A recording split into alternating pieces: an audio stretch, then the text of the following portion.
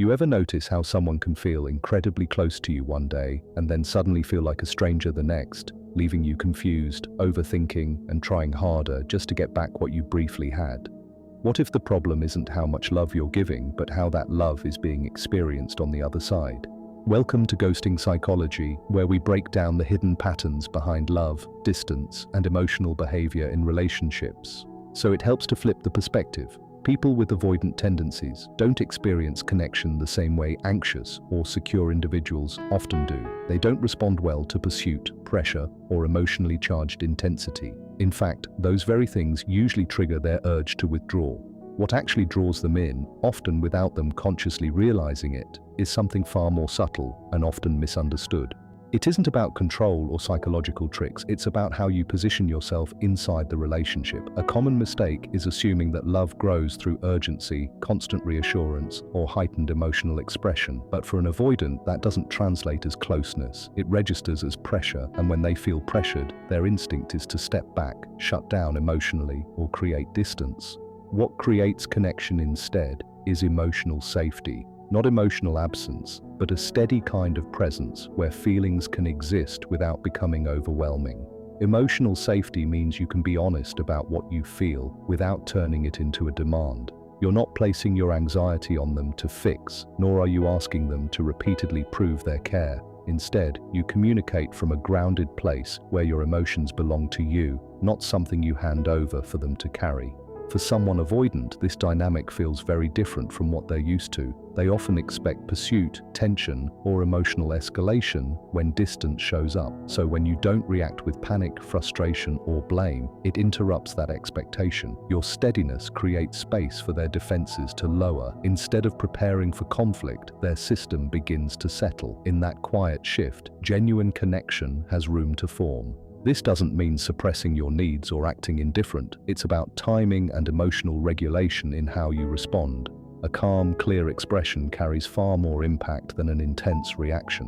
One creates pressure, the other creates safety. And safety is what allows someone who fears emotional engulfment to actually stay present without feeling like they're losing themselves. When an avoidant starts associating your presence with calm instead of pressure, something important changes. You become someone they don't feel judged by, chased by, or emotionally cornered by. That experience is uncommon for them, and over time it often leads them to open up more naturally, initiate contact more often, and share more of themselves. Not because they were pushed, but because it feels safe enough to choose. At its core, this isn't about intensity, it's about relief. Not demands, but consistency. When connection feels steady instead of overwhelming, love stops feeling like a threat and starts feeling like something they can actually move toward. Another key factor is genuine independence. Not independence performed for effect, but the kind that exists regardless of their attention. Avoidant individuals are highly sensitive to emotional dependence. When they sense that someone's sense of stability or identity is overly tied to them, their instinct is to pull back to regain space. It's not a lack of care, it's a need for autonomy. Real independence shows in how you live, not just what you say. You continue building your routines, interests, friendships, and goals even when there's distance. You don't pause your life waiting for engagement. That grounded self-direction naturally shifts how they perceive you. Instead of feeling like someone who might become emotionally overwhelming, you become someone who is choosing connection rather than depending on it. And that distinction matters. It creates curiosity instead of resistance. When you're not constantly reaching or prioritizing them above everything else, they begin to notice the space you occupy on your own terms. That space doesn't feel like punishment or strategy, it feels natural, and because it doesn't trigger their defenses, it often draws their attention in a calmer way. Over time, this creates balance, no chasing, no retreating, just two whole individuals meeting without losing themselves. For someone avoidant, that balance feels safe.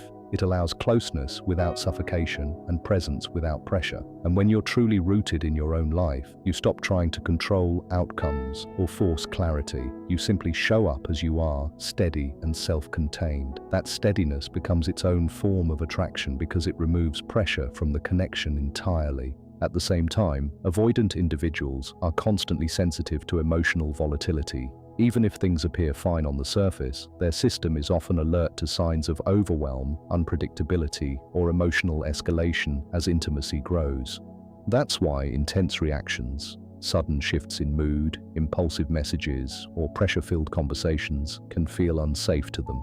In contrast, calm consistency feels grounding, and grounding is what keeps them engaged. This doesn't mean being emotionally flat or disconnected. It means your internal state doesn't swing wildly based on their behavior. You remain steady even when things are unclear or when their responses change. This kind of consistency creates something they're not used to: emotional predictability and closeness.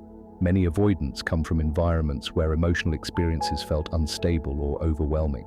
So when they encounter someone who can communicate feelings without escalation, express disappointment without blame, and set boundaries without urgency, it quietly challenges their expectations. It shows them that closeness doesn't have to come with chaos, and that realization alone can deepen attachment more than any grand romantic gesture.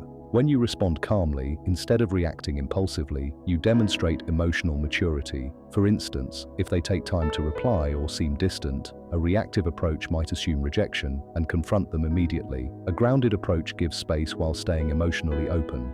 That steadiness sends a clear signal. You are not trying to control the relationship. You trust yourself, and you trust the pace things unfold at. That kind of inner trust quietly lowers defensiveness. Over time, your consistency stops feeling like something to brace against and starts feeling like something to relax into. You become the person who doesn't create emotional chaos when things get closer, who doesn't unravel when things slow down, and who doesn't place responsibility for their inner world onto someone else. For an avoidant, that emotional lightness stands out. This is where connection often begins to deepen in a quiet, almost subtle way. Not because of pressure or pursuit, but because nothing about your presence feels overwhelming. They start opening up more naturally, staying longer in conversations, showing up with a bit more consistency, and allowing themselves to be seen in small but meaningful ways. Calm consistency creates an environment where intimacy doesn't feel like a threat. For someone with avoidant tendencies, that experience can feel unfamiliar in the best possible way. For many avoidant individuals, distance has always functioned as a form of emotional regulation. When things feel too intense or demanding, stepping back is how they regain balance. Most people respond to that distance with pursuit, questioning, or emotional urgency. But when you respond with steadiness instead, the pattern begins to shift. You're no longer feeding the cycle of pressure and retreat. Instead of turning distance into conflict or emotional tension, you allow space without attaching fear or punishment to it. That changes the entire emotional meaning of separation. In typical dynamics, distance often becomes loaded, either used as a form of silent protest or met with anxious chasing. Both approaches intensify the avoidance instinct to pull away. One signals emotional burden, the other signals emotional demand. When you respond differently, calmly, without escalation, you introduce something they may rarely experience: space without consequence. You're not disappearing to create anxiety, and you're not chasing to reduce it. You remain steady. That steadiness disrupts the usual emotional tug-of-war. This creates a subtle internal shift. Distance is no longer associated with conflict or emotional fallout. It loses its intensity. What once felt like a necessary escape begins to feel less urgent because nothing dramatic follows it. And when the nervous system stops anticipating emotional fallout, defensiveness naturally decreases. Importantly, this is not about withdrawing to manipulate or withholding affection to gain control. It's about staying anchored in your own life and emotional state, regardless of someone else's proximity. You don't demand explanations when they pull back, and you don't create emotional consequences when they return. You allow the connection to breathe. In that space, something interesting often happens. The avoidant begins to return more willingly, not because they were pressured, but because the experience of distance no longer feels loaded. There is no emotional penalty waiting for them, and no emotional storm to manage. Instead, they encounter consistency. When someone can take space and still feel accepted without guilt, interrogation, or emotional reaction, their internal alarm system begins to quiet. Gradually, they stop needing as much distance to feel safe. They come back more often, stay engaged longer, and experience less urgency to escape. This is the deeper shift. Distance stops being a tool for survival and starts becoming neutral. And when distance loses its emotional charge, closeness no longer feels like confinement. It becomes something they can choose rather than something they must resist.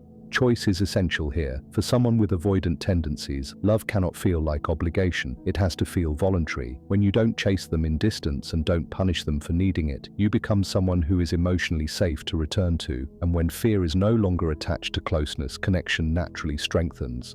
Boundaries often get misunderstood in this context. Many assume that setting limits will push an avoidant further away. In reality, it's usually the lack of boundaries that creates imbalance. Without clear emotional structure, the relationship can quietly drift into a dynamic where one person overextends and the other unconsciously manages the distance. That imbalance creates pressure, even if it's never spoken. Clear boundaries communicate something simple but powerful: self-respect. They show that you are aware of your own emotional limits and willing to honor them. That clarity is grounding. It signals that you won't slowly disappear into overgiving or build hidden resentment while staying silent. Instead, you respond to inconsistency with awareness, not emotional collapse. Healthy boundaries aren't threats or ultimatums. They're calm statements of alignment. For example, instead of demanding constant communication, it might sound like, "I feel best when communication is steady, so when things become very inconsistent, I naturally take a step back and focus on my own space." There's no blame in that, just clarity. And clarity is something avoidant individuals often respond to better than emotional pressure. It removes ambiguity without creating tension. It allows them to understand where you stand without feeling cornered. At first, boundaries may be tested, not out of disrespect, but because inconsistency is what they're used to. Many have experienced people who adjust themselves endlessly to avoid losing connection. When your limits remain steady and unreactive, something shifts internally. Respect begins to form, and respect is often a prerequisite for deeper emotional attachment. Boundaries also protect you from slipping into emotional reactivity. They prevent the cycle of overgiving, frustration, and withdrawal. Instead of trying to secure reassurance, you stay anchored in your own standards. That stability changes the entire dynamic. You are no longer trying to earn consistency, you are defining what consistency means. Over time, boundaries teach through experience rather than confrontation.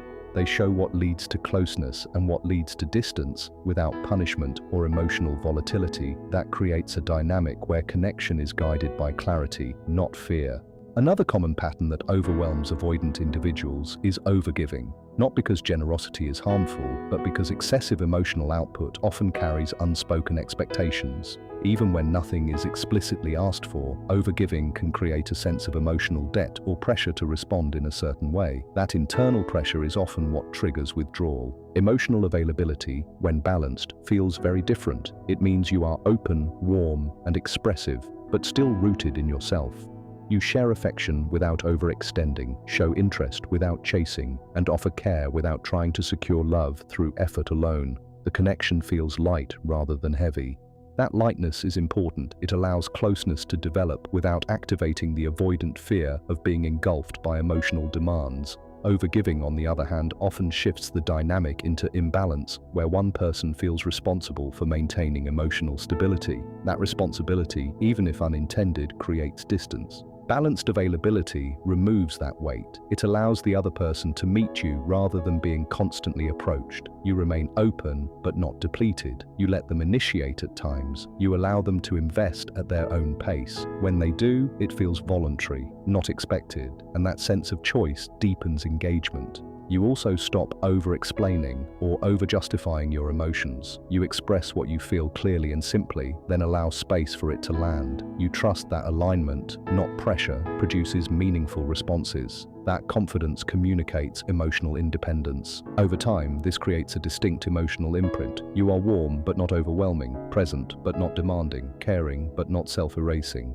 That combination is rare, and rarity combined with emotional safety naturally sustains interest without force. All of these elements work together. Emotional safety reduces fear, independence reduces pressure, consistency builds trust, space without punishment reduces resistance, boundaries create respect, and balanced availability sustains attraction. None of this is about strategy or control. It's about how you show up when you're grounded in yourself. And when you are grounded, the focus shifts away from trying to make someone stay and toward creating a connection that doesn't require you to abandon yourself. At that point, you are no longer trying to pull love out of someone. You are simply living in a way where love can exist without strain, and whether the other person meets you there or not, you remain intact. That's often the point where dynamics shift, because the connection finally feels like something that can be entered freely, not something that has to be escaped or managed. And when love feels free, steady, and mutual, it has a real chance to last.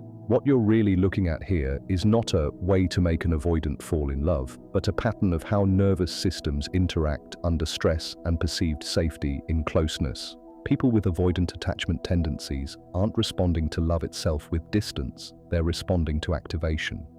When emotional intensity rises too quickly, or when closeness starts to feel like it comes with expectations, their system shifts into protection mode. That protection can look like withdrawal, emotional numbing, delayed responses, or a sudden need for space. It's not a rejection of the person in front of them, as much as it is a reflex to reduce internal pressure.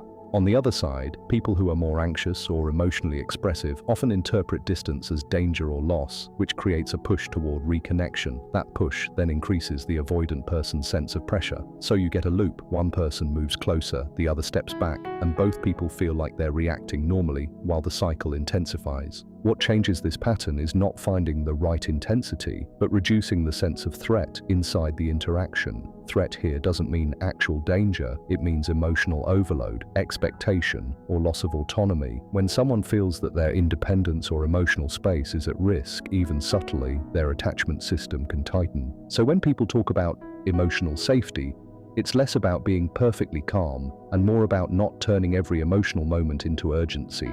For example, expressing needs is healthy, but expressing needs in a way that implies immediate resolution or emotional consequence can feel like pressure to someone avoidant. Over time, they start associating closeness with responsibility they didn't consciously agree to carry. Independence matters in this dynamic because it removes the hidden contract of, "You are responsible for my stability." When your life continues, regardless of someone's emotional availability, it reduces the unconscious weight of the connection. That's why avoidant individuals often respond better to partners who are engaged but not dependent. It signals that closeness is a choice, not a necessity. Consistency plays a similar role, but in a quieter way. Many avoidant individuals come from environments where emotional signals were unpredictable, warm one moment, critical or overwhelming the next.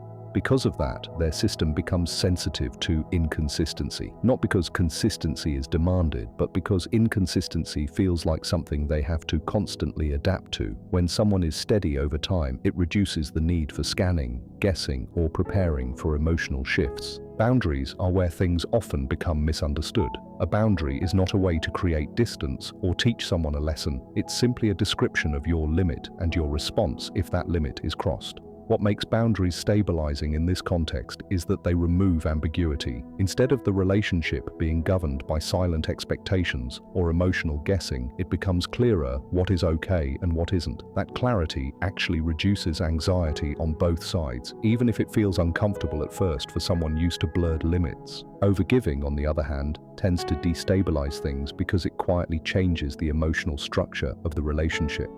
When one person consistently gives more than they receive, even without asking for anything back, it often creates an unspoken sense of imbalance.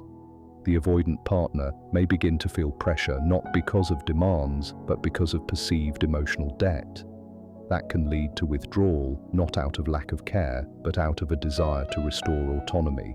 What often gets missed is that avoidant attachment is not a lack of capacity for closeness. It's a sensitivity to feeling engulfed or emotionally responsible for another person's inner world. When that pressure is removed, many avoidant individuals actually become more open, more communicative, and more emotionally available than people expect.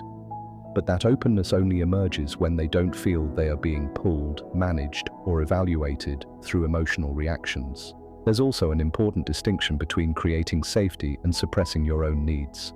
Healthy dynamics don't require you to become smaller or emotionally muted. If your needs are consistently ignored, or if you're always the one self-regulating while the other person contributes little emotional effort, the dynamic becomes unbalanced. Emotional safety is not about one person adapting endlessly, it's about both people not escalating each other's nervous systems unnecessarily. In more stable connections, what develops over time is mutual regulation. One person expresses something, the other doesn't panic or withdraw. Space is given, and then reconnection happens without punishment or pursuit. That rhythm is what allows attachment to deepen in a way that feels secure rather than activating. It's also worth being careful with the idea that if you behave correctly, an avoidant person will always move toward you. Avoidant attachment patterns can soften in safe environments, but they don't automatically transform just because the other person is steady. There still has to be mutual willingness, emotional capacity, and actual compatibility.